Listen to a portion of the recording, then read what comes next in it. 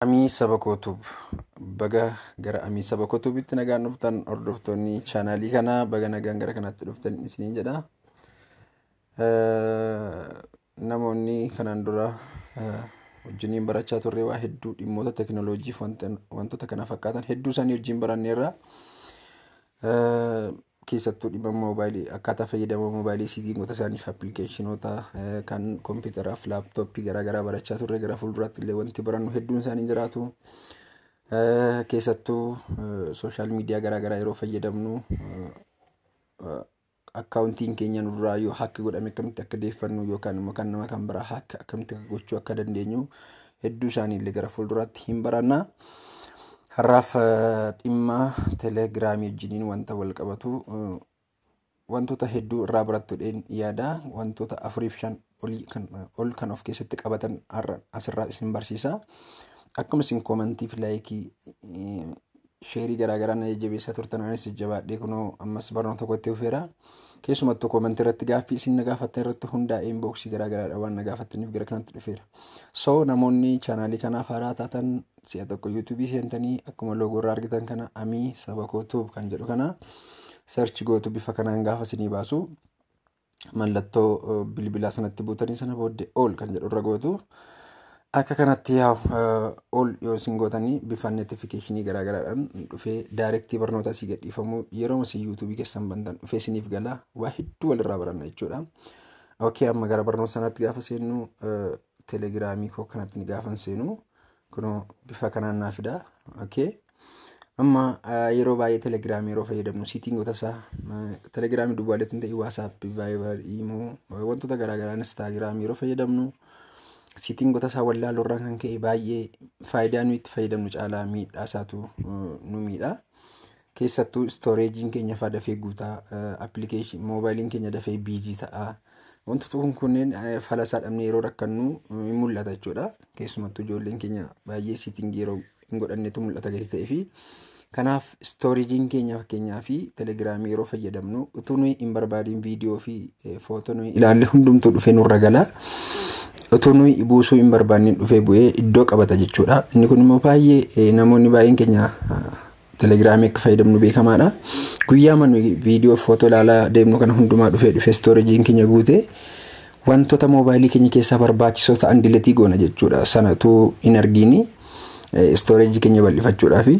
Kanaaf maal goona gara barumsa sanaatti gaafa seennu harka karaa bitaarraan siitiingii mallattoon sarara sadii kan fakkaatti kun jirti. Iddoo sanatti gaafa butan bifa kanaan isinii fida. Ergi bifa kanaan isinii dhufee booddee kunoo siitiingoota hedduu of keessaa qaba. Wanti kun hundumtuu siitiingoota isaati. Nuyi isa kana maal goona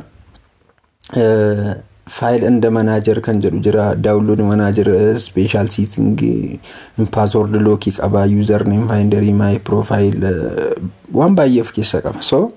Kanaaf na duukaa steeppii ani deemu kana deemtanii sana ofirraa cufuu dandeessu jechuudha. Istooreejiin keessan guutee hin rakkattan. Kunoo faayil anda manaajerii kanatti jira. Wantoota isin daawunlood gootan illee akkasiin keessan daataadhaan isin daawunlood gootanii fi isin waayifaadhaan daawunlood gootan illee garaagaraa. Siitingii kan jedhu kana keessa galla. Siitingii kana keessa gaafa gallu kunoo ammas bifa kanaan akkanatti nu fide jechuudha. Kunillee waan hedduuf jala qaba. Sana ofirraa waan duraan fayyadamaa turre hundasaa ofirraa riimuuf gochuu hin danda'ama jechuudha.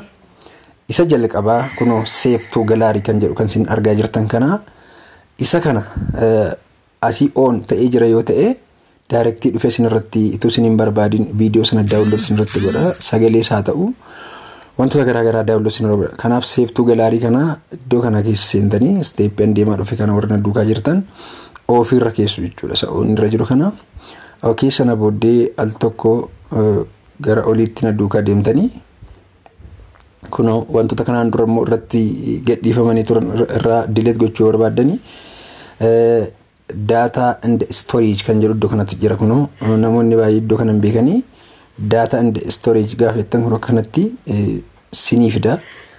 Kunoo kana keessa seentanii waa hedduu argachuu dandeessu iddoo kana. Mobile data usage, storage usage jira, wifi usage wantoota akkamitti akkasiin fayyadamaa turtan Kanaaf kunoo iddoo amma seenne kana keessaa inni olaanaaniif nuyi sirratti focus gochuu qabnu storage usage kan jedhu kanadha.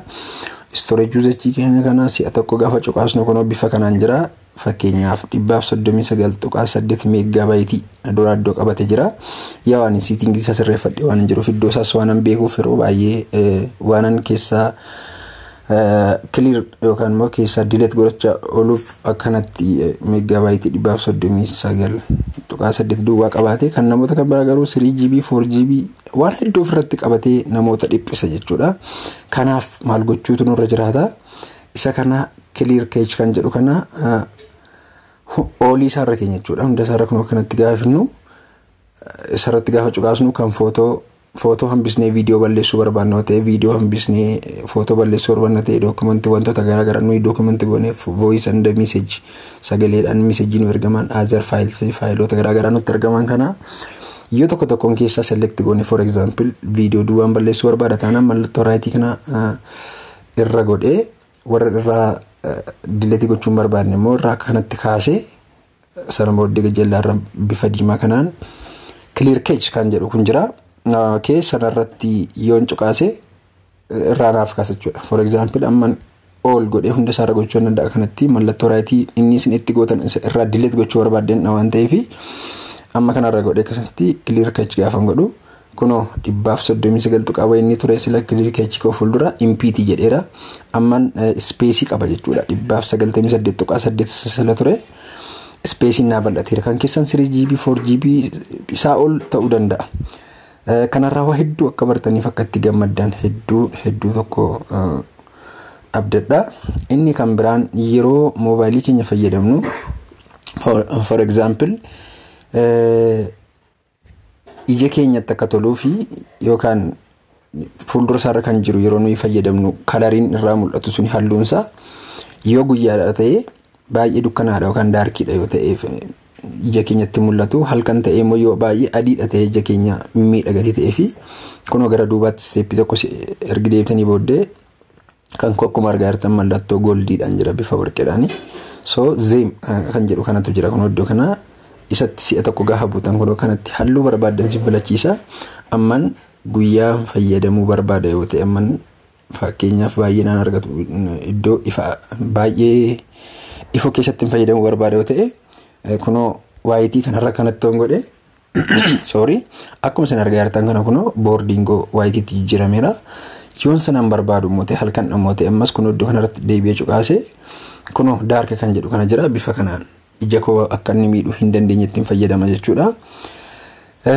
Tokkoffaa yeroo fayyadamtan halluu garaa garaa gochuun ija keessaniif yookaan immoo fuuluma fayyadama moobaayilii keessaniif illee isinitti tola jechuudha. Kalarii barbaadde irra gaafa gootanii waan hin jaallanne garuu fuutanii kalarii hin jaallanne ilaalaa gaafa ooltan ija keessan dura taa'aa gaafa oolu sammuu keessan irratti illee dhiibbaa garaa garaa hin qabaata. Kanaaf ija keessan duwwaa miti jechuudha. Kanaaf har'a settingoota jiran keessaa kana lamaan ilaalleerra. Settingoota hedduu of keessaa qaba. Akkamitti maal gochuu akka dandeenyu telegiraamiin kuni telegiraamii duwwaatu hin ta'in warri kaan illee sooshaal miidiyaa nuyi fayyadamnu jechuudha. Kanaaf isaan kanallee akkamitti akka sirreeffannu for example biyya keessatti jirru telegiraamii kana banannee deemne yoo ta'e lakkoofsa biyya Itoophiyaadhaani biyya alaa yoo deemne akkamitti jijjiirranna telegiraamii sana lakkoofsa gara biyya deemne sanaatti jechuudha. Biyyoota garaa garaa yoo jiraattan jechuudha dhiifama. Innaa yoo biyya alaa teessanii bantanii immoo gara biyya keessatti deebitanii biyya keessa jirtoo ta'e lakkoofsa biyya alaa sana akkamitti gara biyya keessatti deebisne telegiraamii keenya sana notificationoonni garaa garaa akka nu galaniif gara kanatti sirreeffannaa fi settingoota hedduu inni kan biraa of keessaa qabu argachuudhaaf yeroo itti akkan isin barsiisu waadaan isiniif seenaa har'a kanarraa waan hedduu akka barattan baay'ee abdii tokkoon qaba. Namoonni ammallee yuutuubii kokana subscribing godhin jirtan haaraa taatan Amiisa Bakotoof kan jedhu yuutuubii keessa seentanii search gootanii booddee subscribe gootuu sana booddee mallattoo bilbilaatti buutanii ol gootuu barnoota hedduu gara fuulduraatti isiniif qopheessee waan jiruuf hedduu walirraa barannaa. Yoo isinitti tole like, yoo isinitti tole comment, yoo isinitti tole immoo share gochuudhaan na jajjabeessaa na bira dhaabbadhaa.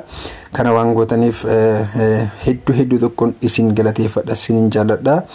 Barnoota kan biraan hamma walitti deebinutti ammasittuu nagaatti nagaa.